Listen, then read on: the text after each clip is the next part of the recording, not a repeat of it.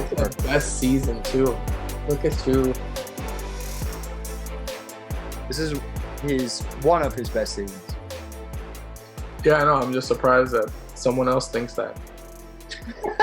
Actually, I feel like that's the most common. I think that's the most common. Really? Season. I think it's the next year. I think it's the 27 game win streak when he scores 30 points per game on 60% shooting for fucking 6 straight games. I think a lot of people say the season strictly because of that moment, like that, and then also like he babied the shit out of Kevin Durant. Oh yeah, my bad. And I think isn't this also the season where he comes second in Defensive Player of the Year? Yeah, that's another one. Yeah, I think that's another reason why they be on the like. I consider this one of his better years. I remember actively thinking in this time, because I was a big hater of LeBron, much like you. Yeah. Where I was like, and you know what? It would always happen against the Knicks, because fuck the Knicks.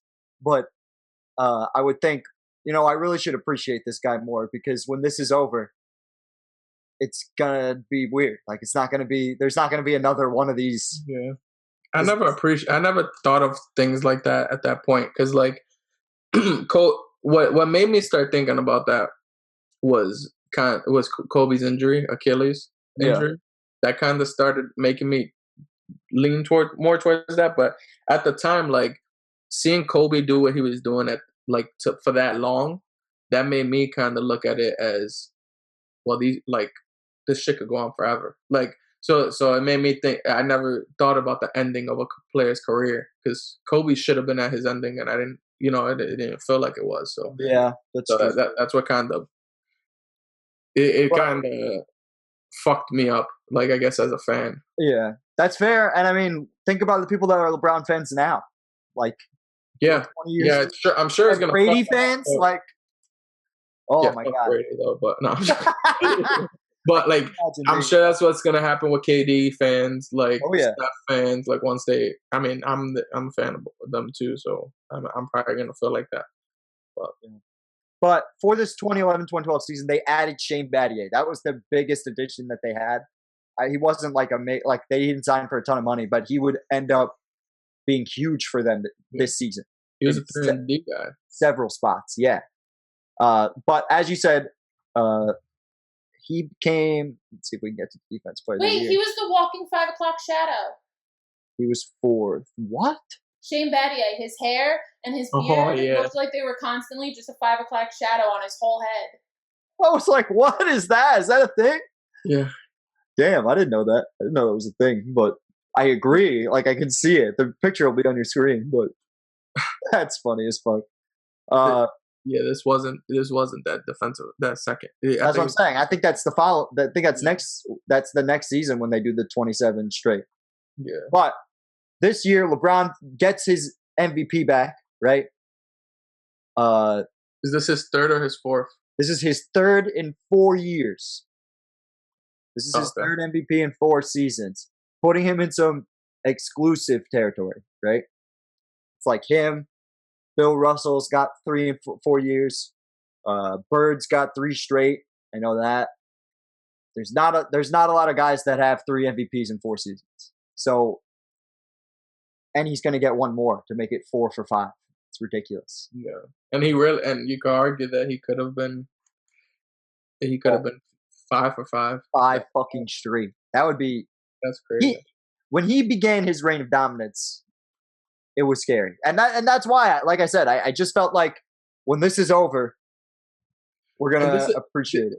And this type of shit is what, like, obviously I've been talking all my shit about how I felt about LeBron during this time, but that type of shit plus the championships that he won, like, that's what kind of puts him that's above Kobe for me. Like, that's why I say, like, he's the second best player ever, because it's like, you have that stretch, like you have these stretches that like you can clearly see the dominance. Like like everybody gets screwed for MVPs. Like we've already established one of the years that LeBron got screwed for MVPs. Yep. For MVP. Like everyone does. Like, but for him to have 4 in 5 years. Where he could arguably have 5. He could have arguably had MVP last year too. Like shit like that is like where it's just undeniable. Like not everybody could be that wrong about a player. You know, like Kobe getting one. Kobe getting one. You could argue he could have got maybe. You could have had 2, maybe 3. Like still, like this guy got 4. Like could have got 5. Could have got 6. Like it just shows that reign of dominance. Yeah, that's what I was about to say. It's a great snapshot of like if there was a most dominant player in the league, that's how you tell. You know what I mean? And then not to mention that he goes to fucking 9 straight finals like that. But that's also why the Nash, like when we were looking at the Nash stuff, that's why the Nash stuff is just so annoying because he's got 2 MVPs and I don't think he's the best player in the league. Not even close. At any point. He's not even top 5 though in the league. Could be made. He might be top 10, but the argument could be made. He's not even top 5. Yeah, I'd 100% argue that he's top 10, but I feel like for sure he's not top 5. Like I would argue to my grave that he's not top 5 in any of the years that he won MVP. And then the part that sucks the most is like you didn't even get to you barely even got to the conference finals. Like what is this? Like it's just stupid. Like at least the MVP usually, like for the most part, they'll get you to the conference finals at least. You know. Yeah. So remember this was a lockout year, the lockout year rather. So this was a shortened season, only 66 games, right? Cavs, I think they were second, right? We have to mention it before we get into any actual NBA stuff. He was considering this year leaving the NBA and joining the NFL. Is that real? Is that a real thing? Yeah, I'm pretty sure he said it. Is that because of the lockout? It was because of the lockout, right? Yeah, it's because of the lockout. I'm pretty sure. And he imagine that could have fucking changed his whole career. Okay, this is the only thing I remember about that, and the only thing that I thought of when you said that is Stephen A. Smith hearing that, and that's where his famous "You've got to get it done. No more excuses. No more excuses, LeBron. You gotta get your ass to Joe. I don't see you on the football field. Rings. You know, just win. Just win." So I just want to say, he would have messed up his whole. I would argue his whole life and legacy. and the reason I'm saying that is because he would have never won a championship in the NBA. Yeah. Right. He would have been considered probably a top, maybe 50 player of all time, maybe 20. Not even. He wouldn't even be in the top 20. He wouldn't be in the top 30. Like he'd probably be in the top 30 with 3 MVPs. Oh, you're saying maybe without this year he wouldn't have that. He would have been 2 MVPs. He would have went to 1 finals. Got swept. Documentaries would be made about him forever. Huh? Documentaries would be made about him forever. Yeah, and then him freaking getting completely butchered in the last finals. Like close but no cigar. The story of LeBron James. Yeah, exactly. And he would have probably went to the NFL and probably never won a Super Bowl because you know how difficult it is to win a freaking Super Bowl. So it's like that could have just fucked up his whole shit. He could have lost out on millions. Yeah, stupid shit like that. For sure, that's true. But he didn't. Yeah, for sure. But it's just a fun thing to talk about. Oh, yeah, I forgot all about that. Like I said, the only thing I ever think of is just that Stephen A. Smith promo. That's all I ever think of. You got to get it done. You got to get it done. Skip, I agree with you. I loved how he said Mario Chalmers a lot, Stephen A. Mario Chalmers. Yeah, like that. A familiar face in LeBron's career, Carmelo Anthony challenges him in the first round, right? I'm sorry, does he though? I mean, he does. He does. Nobody else, shows up. Yeah, I'm tired of y'all trying to play Melo. Like, stop playing Melo. Melo was dead nice at this time. There we go. Every time we get to this period. Yeah, we're not doing that. Melo was arguably top 5 at this time. Oh. What? They're the 7 seed. Fuck that. Nah, he was top 5. And Amari got injured. Like That's what he was. Huh? He was on top of my day. That's about it. So what? That's weird. That's weird. That's pretty gay. My man put 41 on them. Look at that. Man, 41 points. He still was out of here in 5. He was like, "This is your king." Let's see. Well, let's see what LeBron did in their only win. Okay. Oh wait, this game came down to a Dwayne Wade buzzer beater. I'm pretty sure. Let's check that out. Pretty sure this was their only chance. My man, you went all the way to the bottom of the page. I know what happens. It's because I'm doing this shit. Here we go. Wade misses jump shot. Yep. We know you don't got no fucking 3-point shot, Wade, you doofy ass. Yo, what Bron did? I want to know what Bron did though. What was his points per game? Let's see. I'll tell you in a second. In this game, he had 27. I'm pretty sure he and Melo both put up 27 a game. He's 27.8 points per game, 6 rebounds, 5.6 assists. On the money, almost 50% shooting. Wade does get to 50% shooting, but 21 points a game. Something to pay attention to. Wade's legs started betraying him at this season. The biggest reason why LeBron isn't the biggest reason why Cleveland has a championship, in my opinion, is because Dwayne Wade's knees didn't fucking carry him throughout. Like, if Wade's knees were good in year 4, I don't think LeBron makes that move. But we'll get to that when we get to it. That'll be a great conversation. Fucking, but the deterioration is starting. It's not super serious yet, but it's starting. Like when you look at it, he had 30 free throw attempts. Yeah. Series, so you could tell he's not attacking as much. Like LeBron has almost double. Like exactly. And Bosh had almost the same, and Bosh wasn't really banging like that. He started shooting at this point. No, he's not. He's not. Only 3 3-pointers in the series for Bosh. We are not at the point yet where Bosh is stretching. I don't remember Bosh being that much of a 3-point shooter. I remember him being a mid-range shooter. Like, well, he was good. Yeah, he was, especially at this point. He was good from mid-range. Definitely. Yeah, I think that was like where he was specialized. It was like that 18, 17 footer. Yeah. Yeah, that's true. Especially at this point, I would definitely say that. He definitely wasn't banging down low at all. Like that was Mario Chalmers. I think this is Mario Chalmers' best year. Yeah. He's bombing away from 3. If it's not this year, it's the next year. That's his best season. Like, they got quality work for Mario Chalmers. Oh my God, Joel Anthony, 17 minutes a game, 1 point. God, that guy sucks. All right. Speaking of sucks, let's get away from the Knicks as fast as possible. So we have the Pacers versus the Heat. Paul George in the. Oh wait, no, not this year. Oh, it's next year. He's only got to average 10 points. So this isn't even his team yet. Oh, he's not playoff P yet. Yeah, exactly. He's not doing any of that shit. This is when Paul George, all that talk was like not this year, but the next year was actually when he should have been talking.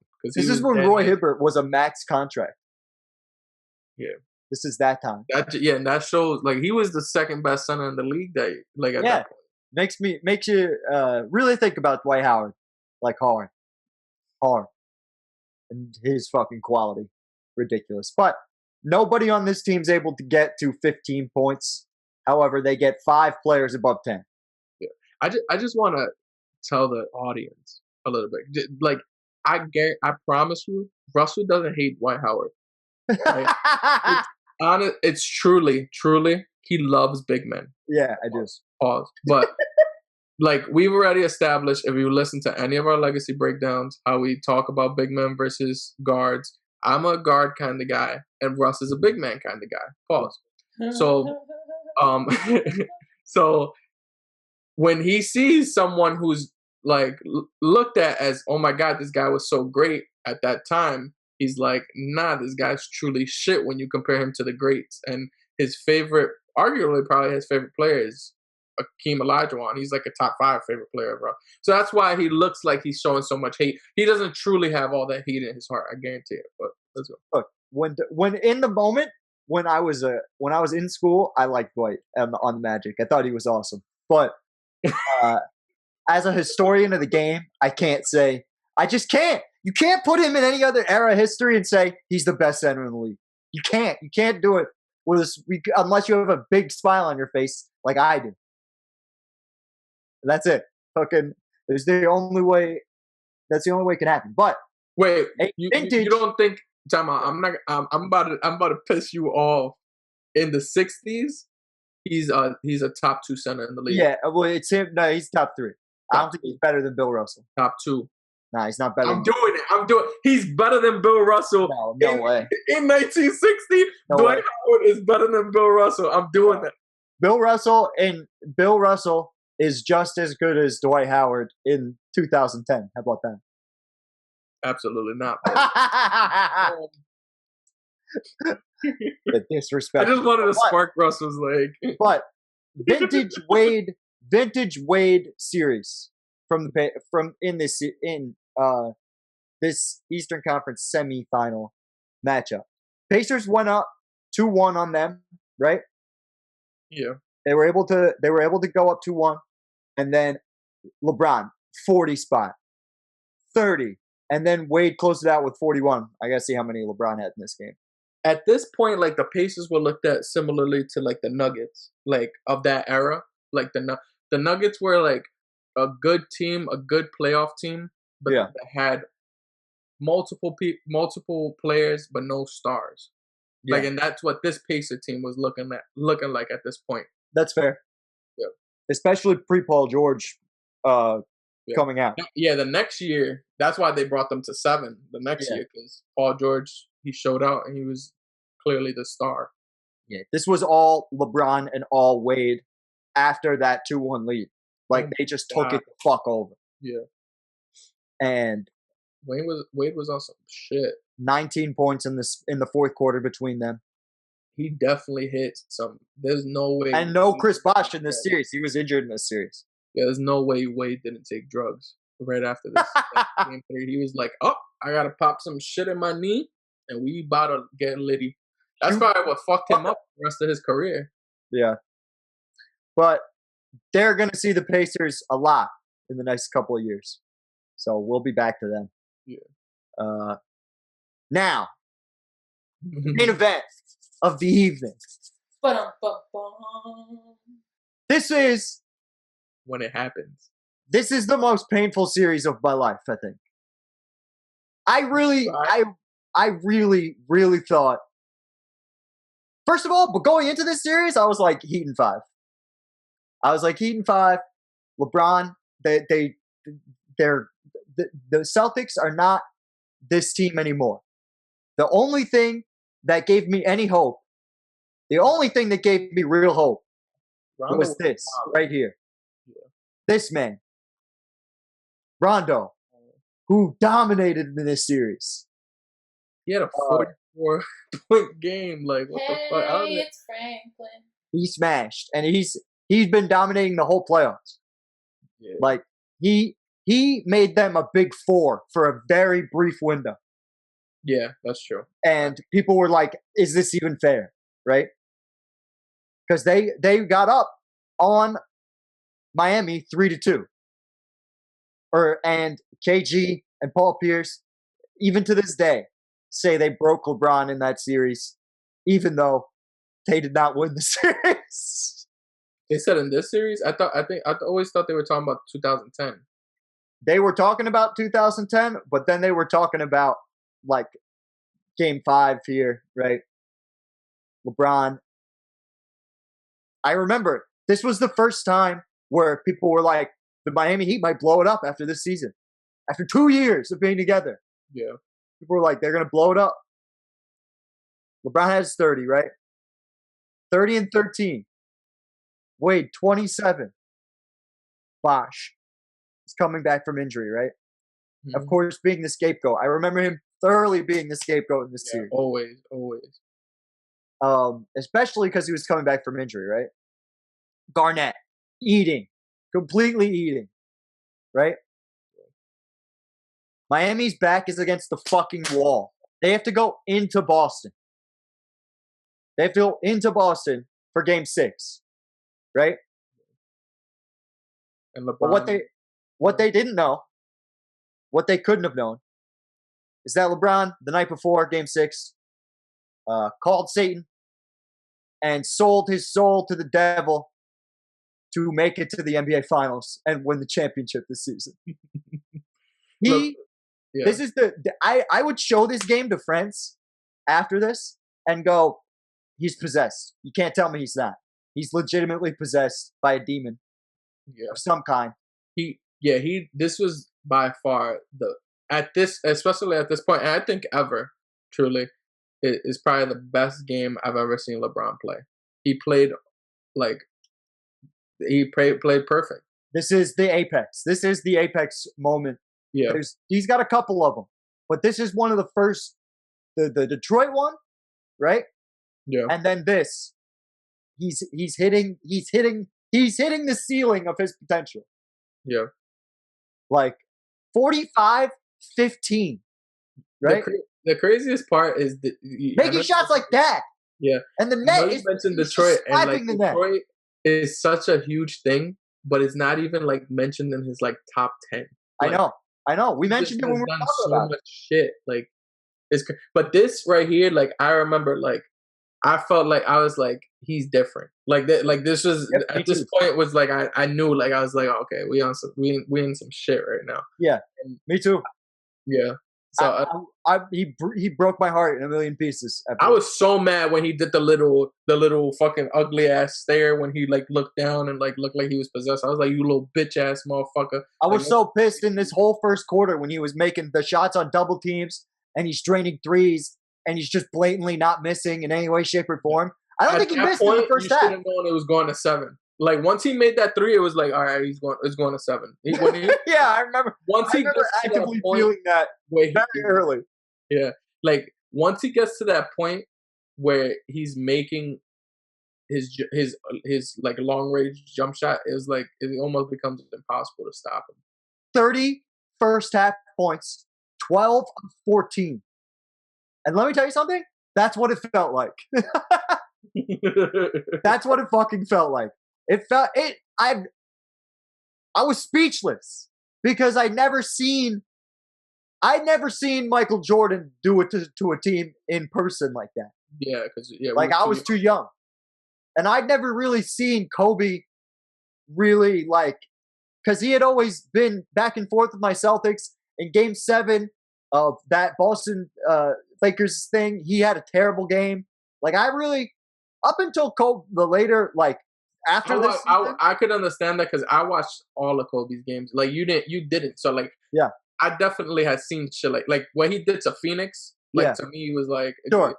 But you probably didn't see that. You probably wasn't watching like that. Like watching Kobe as much as I was. I was watching every freaking game. So with Kobe specifically, I didn't see him really do stuff like that until the year he hit a bunch of game winners, which I think is this year, and then the year when he had Dwight and Steve Nash, and that team fell apart. And he just dominated everything and got them to the playoffs that last year. But this was insane. At the time, this had been the best game I'd ever seen anybody play from start to finish. He massacred them. He massacred them. He missed 5 shots. That's it. Like, yeah, and I agreed. Like, because at this point, even with Kobe's crazy shit, like I've seen him dominate teams, but I didn't see him do it like this. Yep. Like this was definitely that step above. And the part, with Kobe, like the 81 is like it's a regular season game. This is like do or die. Like if you don't do your team's probably over. Yeah, like the whole shit is over. I fucking just a year ago I had said fucking not 1, not 2, not 3. I'm over here like yo. So he had to go into demon mode to do this. So I'd never seen anything like that, and I just remember being optimistic about Game 7, and then I remember in Game 7, Boston was up. the majority of the game up until the end of the third quarter. And then they just let it slip away. And LeBron, they were in Miami, and they got I was speechless. Literally the same way. Like when watching it, I was like, Boston could definitely do this. Like, yeah. And watching the game, I was like, yo, biased. So close. And then I was at the Buffalo Wild Wings near where I lived for the first half. You're such a and I left the Buffalo Wild Wings at halftime, and I went home because I was like, they're killing it. I don't want to be around any of you fuckers. I don't want to hear about LeBron. Fuck this. By the time I got home, it was a different gameplay. It was like different. The third quarter, I got home right at the end of the third quarter, and I could just feel it slipping away. I could feel it. You see, I have issues because I would have thought that I fucked it up. Like I fucked up. That's how I think. That's how I feel. Like when I'm watching, like with the Chiefs, I don't text. I won't lie to you. I absolutely won't lie to you. That's the closest I've ever felt to feeling that way. Yeah. Now that I'm thinking about it, because I do remember and I never have been so disappointed at the end of a game. I was so fucking disappointed at the end of that game. You never answered. I don't know if I cried. I don't think I cried, but I was pretty disappointed. I'm never gonna be a team fan. This is how I know. This is the close. That's the closest I'll ever be to being a true fan of a real squad. Well, I wasn't a team fan. I was a Kobe fan. I don't think even when I was a team fan, I was a team fan. I think I was always just a player. Yeah, but you realized that after the fact. You didn't realize it. In the moment, you were like Lakers all day. Yeah. But that's not true though, because I always knew if Kobe left, I would not be a Laker fan. But yeah, he was on some disgusting shit. He was so tough, and the post shots, as we've talked about, I like the game down low. So because this was the year he went and he met with Elijah Wan. That was this year. Yeah.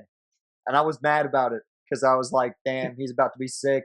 Yeah. Because even Amari Stoudemire went to him for 2 weeks, and Amari Stoudemire became nasty. Oh yeah, Amari Stoudemire had fucking 9 40-point games. I was like, great. So when we get the best player on God's green earth, the most athletic human that there is, you put him with Hakeem Olajuwon, he should be able to 1, 2, 3. And it did. It made a huge difference in this game.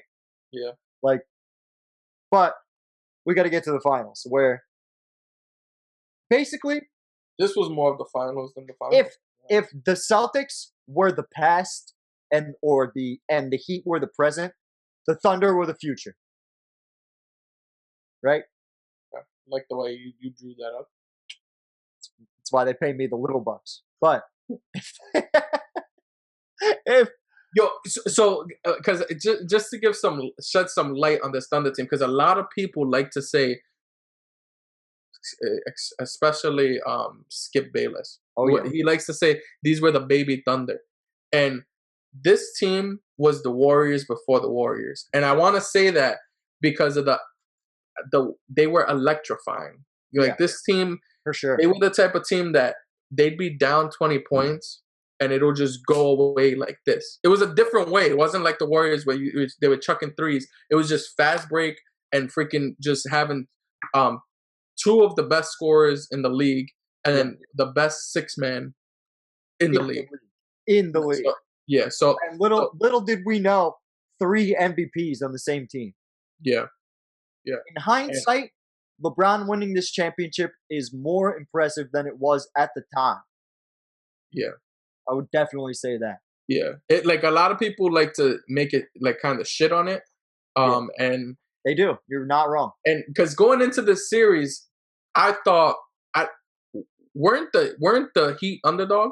Can I play devil's advocate then? But so they were babies. They weren't their MVP level players at this point. So does the fact that they eventually went on to develop and become MVP level players make it that much better? I mean, look, Kevin Durant's putting up 28, right?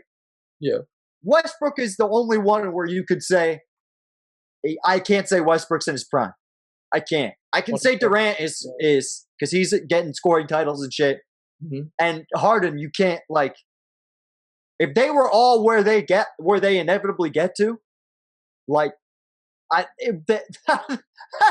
do they lose? Like, yeah, I'm not. I don't make it seem like this is a great achievement by LeBron, but I'm also not gonna make it seem like the Thunder didn't belong there. No, like they earned it. Yeah, this team literally. If you were watching at this time, you thought they were. I thought that they were gonna win the series. Yeah. Like it was not. I'm. If you can when you edit this, if you could put the betting odds, I feel like the Thunder were. I'll check it. Going in because I remember thinking this team is because they came back from I think they were down 2-0 against the Spurs and just straight up had won 4 straight games, and it was just because of the straight up spurts that they went on. Like once they went on those spurts, it was done. And I was looking at it, and I'm like, LeBron's gonna have to guard Kevin Durant. I'm like, you're gonna be tired. Wade's not the same. Like Westbrook should be like they had. Bosh was hurt. And the bench. Their bench was better. The Thunder bench was better at that time. Oh yeah. So and they had I remember the only thing I was thinking about was Fisher better not win his 6th fucking chip because I was gonna get fuck that. Yeah, seriously. But James Harden, I remember he had some huge games in this series, right? Only had 18 off their bench, but like I just remember it was him and Ginobili going back and forth. Yeah. But they beat the Spurs, who would go on to make the finals the next 2 seasons, right? Yep. They were picked to make the finals. They were definitely the favorite in that Western Conference Finals versus the Thunder, for sure. I think so, yeah. But and I think that's what probably put the Thunder ahead there, because like yeah. But well, I'll have it up. But no. LeBron finally gets that championship he so desperately coveted. As Green. Well, I think in his famous words, it's about damn time. Yes. Even though he shot 18% from 3, or 19, excuse me. But it was a different time, man. Come on, Yeah, he only took 16 shots, 16 threes. Shane Battier, Savage. Yeah. I remember he was nasty for them. Oh yeah, for sure. Yeah, he went crazy. I think this was he went freaking insane in this series. Well, at least we thought it was insane at the time. Now it's like, oh, he had some decent games. he popped it from 3. Yeah. It's crazy. Like at that time, I remember thinking like, why the fuck is this dude not missing? And now it's like 3 of 7. Average game. It's not nothing. Like I know exactly what you mean. Different the game is like. But this is the big 3 in the closeout game, right? Everybody gets 20 points. LeBron triple double, 26, 11, 13. Yeah, savage. I remember, and LeBron had class in this. So we had just finished talking about them going against the Mavs, being up 2-0 or something like that, and him starting to talk shit, and they were clearly gonna win the championship in games 5, and the Heat team started wilding out, and he calmed them down, and he like wanted to finish it with class. So this shows. I think the reason why you remember them as the Thunder as favorites is because of how I remembered the game 1 that they dominated. They were playing. Well, I just remembered like the spurts they would go on, and I to me it was not like I remember going into that series not thinking that the Heat were gonna win. Like, and it was not because I was hating, like because I know when I'm like with Dallas. You were not alone. Stephen A picked the Thunder. Yeah. Looking back, like that, you were not alone. Like, and because I remember against Dallas, I was rooting for Dallas, but I didn't think Dallas was gonna win. Yeah. Like here, I truly believed that the Thunder could win. Yeah. Like, what was I gonna say? Kevin Durant upped his average from 28 to 30. Russell Westbrook got up to 27 points per game after being at about 24. Yeah. Harden, go figure, had a terrible series. He did. If you look back on it, and especially if you remember like what coming out of this series, people were blaming Harden on the Thunder side. Westbrook, I remember Magic Johnson in one of the games of the series said, I don't even know, like Russell Westbrook is being a horrible point guard. I remember Magic criticized, and that was a big thing because it's like it's different when literally, arguably the greatest player of all time or second greatest player of all time is saying that about you. You know what I mean? Yeah. Everyone could feel that Durant needed to get the ball in all these big time situations and needed to be the main scorer. Yeah. But especially considering all the stuff we know about Durant after this point, like he's just not that. He's going to be efficient, but he wants to play with other guys. Like he wants those guys to take over. He wants that, you know? I used to think the people who said that about Kevin Durant were very much not, like it wasn't the case. I don't think he wants them to take it. I think he wants the ball at that time. He's not going to say anything. Huh? I don't think he's going to say anything. Yeah, I think he's too passive to fight for it. And that's what makes he's a beta. Like you a beta ass nigga. That's what it is. And no offense, even though I said it pretty offensively, but that's issue when Westbrook, who's clearly an alpha, there's no doubt about it that Westbrook is an alpha and Durant is a beta. It's not hard, but he's one of the greatest scorers ever, and he's one of the greatest players of all time, truly. But when you have that kind of mindset, that's what fucks it up. But when you play with a team that's gonna share the ball with you and not look at it as that, and they know your role is you're the best player on the team. You're our closer. Yep. Like what, and that's what pretty much he needs. You need to be a team. Yeah. And this is what we were talking about with the last season with role playing, right? The Heat, not really totally sure who their closer was. You know what I mean? And you think this is all like media driven bullshit, like with people saying that, but it really is. Roles and knowing them on a basketball team, especially at this level, are crucial. Once you get to the final. Literally only one team in NBA history that the players didn't fully get into their roles and they won a championship, and that's just the Lakers, the 2000 to 2002 Lakers, and it was because you had two of the top 10 greatest players of all time.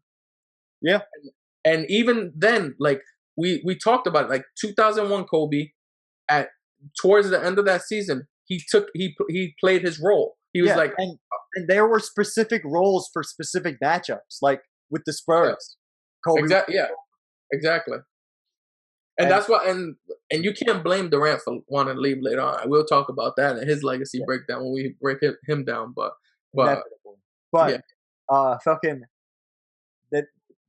as we said, LeBron, right? LeBron, no, he is the leader here. By this season, Wade is slightly diminished, and Wade in the offseason had told LeBron, this is your team now, right?